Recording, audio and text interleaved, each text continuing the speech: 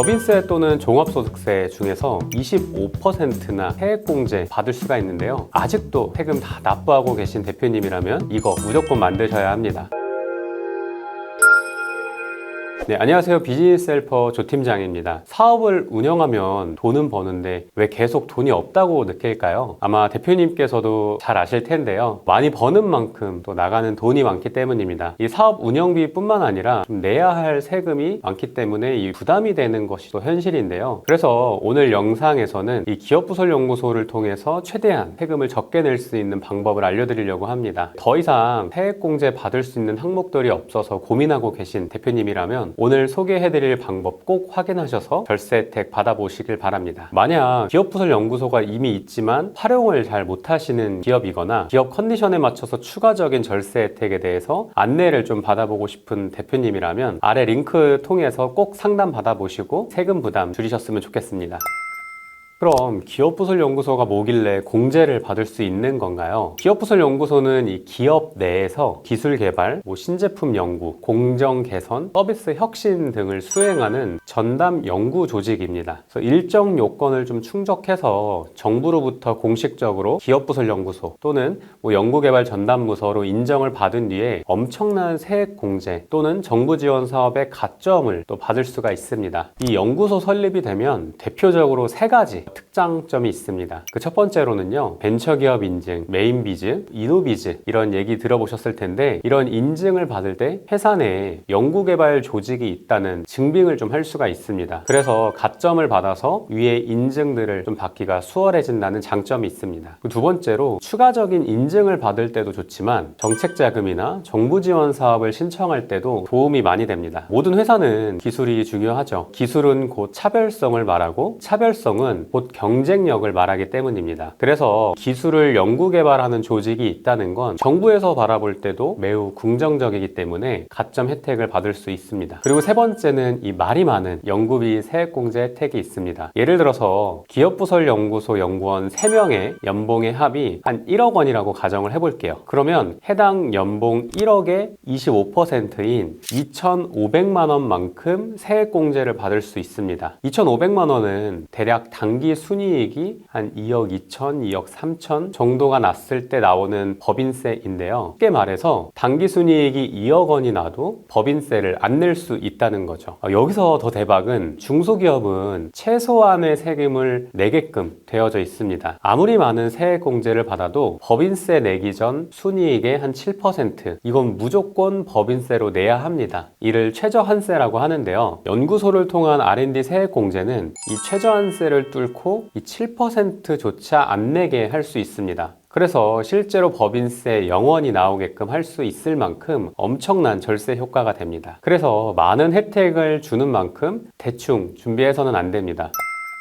기업부설연구소는 그럼 어떻게 만들면 되나요? 혼자서도 할 수 있나요? 라는 질문을 많이 받는데요. 설립하기 위해서는 인적 요건과 물적 요건, 이 두 가지가 충족되어야 합니다. 먼저 연구소를 설립할 공간의 문제입니다. 기술에 대해서 연구 개발을 한다는 건 남들에게 알려지지 않게 보수적으로 해야 하잖아요. 그러니 연구 조직이 있는 공간에 파티션으로 가리거나 따로 연구소 그 방을 두셔야 합니다. 두 번째로는 연구원의 요건이 충족되어야 합니다. 다시 말해서 아무나 연구원이 될 수 없습니다. 그런데 숫자 4만 기억하시면 됩니다. 4년제 대학교 졸업자라던가 2년제 대학 졸업 후에 2년의 연구개발 경력이 있는 분, 혹은 상고나 공고 등의 어떤 마이스터고를 좀 졸업하시고 나서 4년 정도의 연구개발 경력이 있는 분들은 연구원으로 조건이 해당이 됩니다. 그 외에도 연구 전담요원으로 될 수 있는 요건들이 더 많이 있으니까요. 상담을 통해서 잘 세팅하시길 또 추천드립니다. 만약 세액 공제까지 생각하신다면 더더욱 사후 관리하는 것이 중요합니다.